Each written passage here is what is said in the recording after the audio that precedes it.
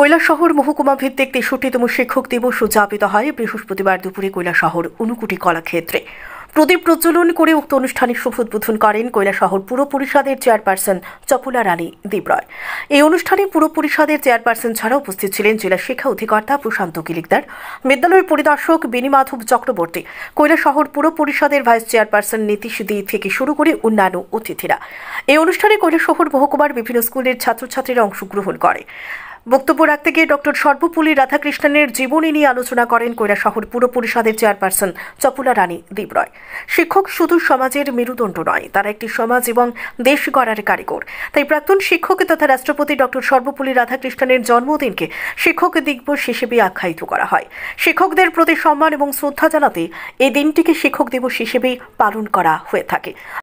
আমরা এখন শুনেছি সত্যি শিক্ষক এমন একটা জিনিস, আজকে আমাদের দেশে এমন কিছু মহা মানবের জন্ম হয়েছে যাদের প্রতিভা এবং যাদের সেই কস্তুরীর মতো প্রতিভা আমাদের দেশ আলোকিত হয়েছে, তাদের মধ্যে অন্যতম আজকের এই অনুষ্ঠানের ভারতরত্ন ডক্টর সর্বপল্লী রাধাকৃষ্ণন। ওনার জন্মদিন আমরা পালন করতে এসেছি।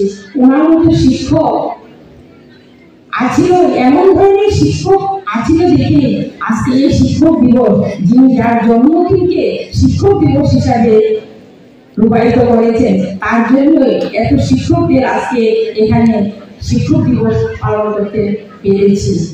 তিনি মধ্যবিত্ত পরিবারে জন্মগ্রহণ করেছিলেন, তিনি দার্শনিক ছিলেন, তিনি রাজনৈতিক থেকে আরম্ভ করে প্রত্যেক বিষয়ে তিনি বিশাল অভিজ্ঞতা ছিলেন।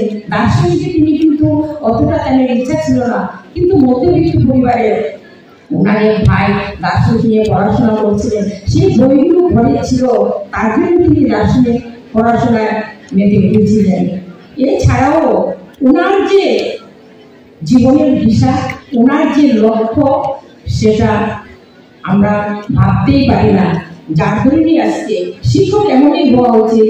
আমরা মা বাবার হাত ধরে সত্যি জন্মগ্রহণ হয়, কিন্তু তারপরে মানুষকে, একটি সন্তানকে যে সঠিক দিশা, সঠিক পথ দেখিয়ে সঠিকভাবে ওর মানে যে মস্তিষ্কের যে একটা যে কোন বিষয়ে যে সে শিক্ষাগত যোগ্যতাটাকে এগিয়ে নিয়ে যাওয়ার জন্য একমাত্র একজন শিক্ষকই পারেন সেই ছেলেটিকে দিশা দেখিয়ে জীবনে প্রতিষ্ঠিত করতে।